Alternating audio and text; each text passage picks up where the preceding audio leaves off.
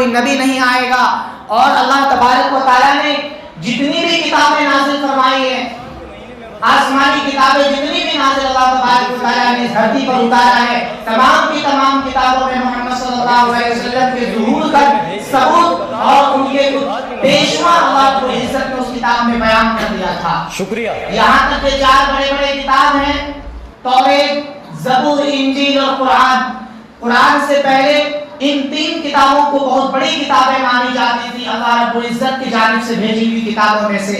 تو ان تینوں کتابوں میں آپ صلی اللہ علیہ وسلم کے اتارنے کی نشانیاں بتائی گئی، جس کو دیکھ کر اس وقت کے جو اہل علم علماء حضرات ہوا کرتے تھے وہ اندازہ لگایا کرتے تھے کہ اس نبی کے بعد بھی ایک ایسا نبی آنے والا ہے جس کے بعد کوئی نبی نہیں آنے والا، اور اس نبی کے بعد جب دنیا کو ختم ہی کر دیا جائے گا. آج اسی نبی آخر الزمان صلی اللہ علیہ وسلم کی کمی کو ہم آپ بخود ہی محسوس کر رہے ہیں. محمد صلی اللہ علیہ وسلم سے محبت کرنے والے لوگ عاشق رسول جو ہیں محمد صلی اللہ علیہ وسلم سے اتنی محبت کرتے ہیں کہ اگر اس چاہنے والے کے خاندان کو گالی دے دیا جائے تو وہ برداشت کر لیتا ہے، اگر اس کی ماں کو گالی دے دی جائے تو وہ برداشت کر لیتا ہے، اگر اسے زمین دوش کر دیا جائے تو وہ برداشت کر لیتا ہے. لیکن ایک عاشق رسول سے یہ کبھی برداشت نہیں ہوتا کہ اس کے نبی کو گالی دی جائے، اس کے نبی کی شان میں گستاخی کی جائے. آج نبیوں کی شان میں اگر گستاخی کرنے والے گستاخ رسول نبی کی شان میں گستاخی کر رہے ہیں تو یقیناً یہ اس کو جو جرأت ہو رہی ہے گستاخی کرنے کی ہم سے اور آپ سے ہو رہی ہے. کیونکہ آج ہمارا جو ایمان ہے، آج ہماری جو محبت ہے، یہ صرف اور صرف دکھاوا اور ایک نام کی محبت ہے.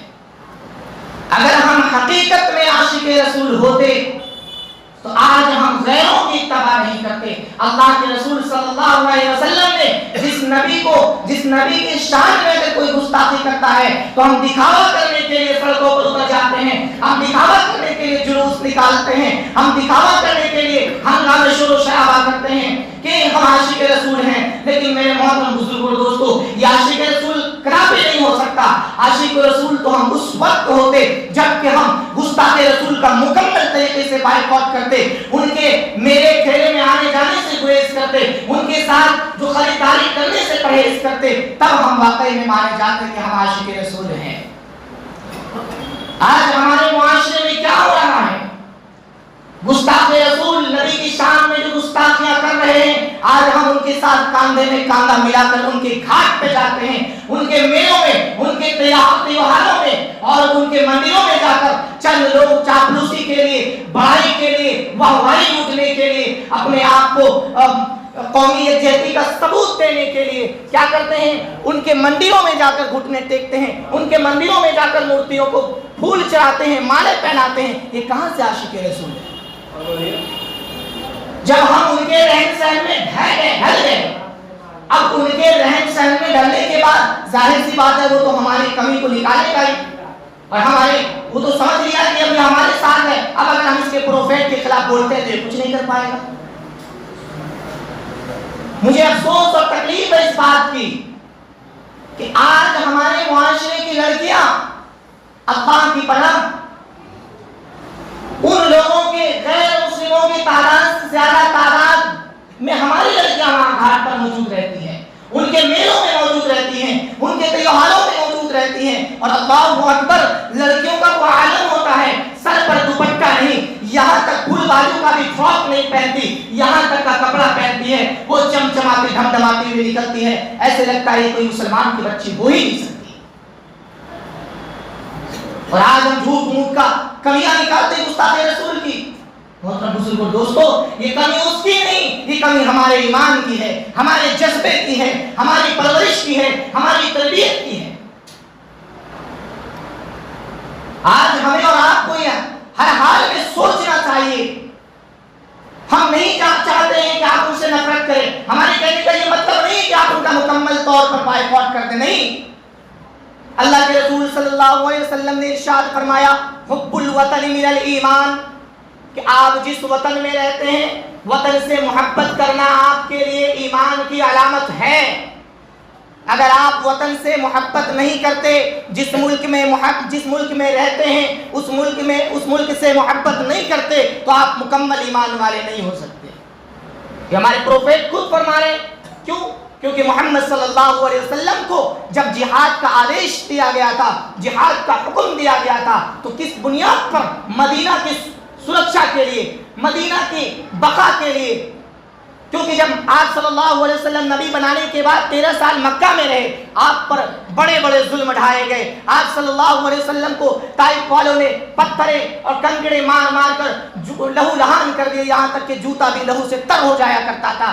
اس وقت بھی آپ کو جہاد کا حکم نہیں دیا گیا، آپ کو گھر سے بے گھر کر دیا گیا. پھر آپ کو علاقے والے نے، بستی والے نے نکال دیا، یہاں تک کہ آپ کو شہر سے بے شہر کر دیا گیا. پھر آپ مدینہ ہجرت کیے 13 سال کے بعد.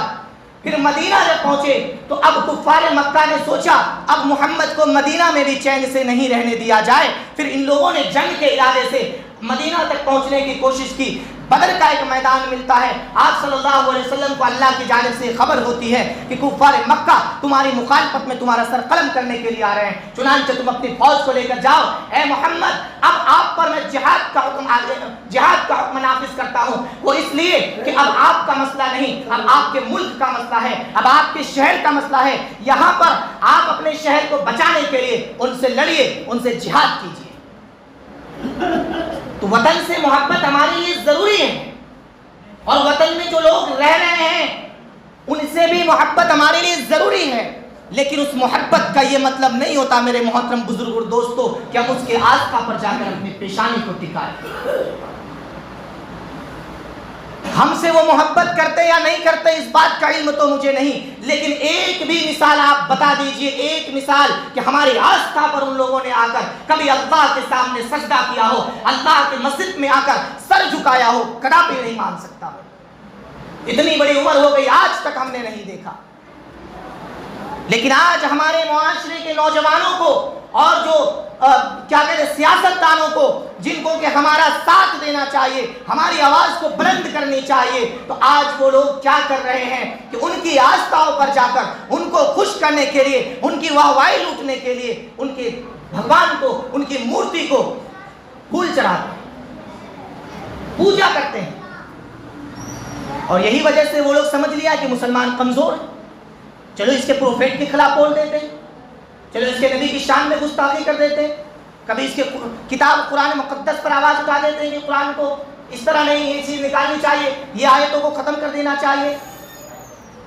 اور جو ہمارے کم جاننے والے حضرات ہیں جو کہ ان ناپاک ارادے رکھنے والے، ناپاک سازش رچنے والوں کے چپیٹ میں پھنسے ہوئے ہیں، جو کہ ایمان فروش ہیں، داڑھی تو ہے، ٹوپی تو ہے، لیکن پتہ نہیں ان لوگوں کو علم ہے کہ نہیں ہے، وہ بھی جا کر ان کے ساتھ بیان دے دیتے ہیں کہ ہاں ان چیزوں کا بائیکاٹ ہونا چاہیے، اسلام میں جو یہ چیز ہے وہ غلط ہے، درست نہیں ہے، صحیح نہیں ہے.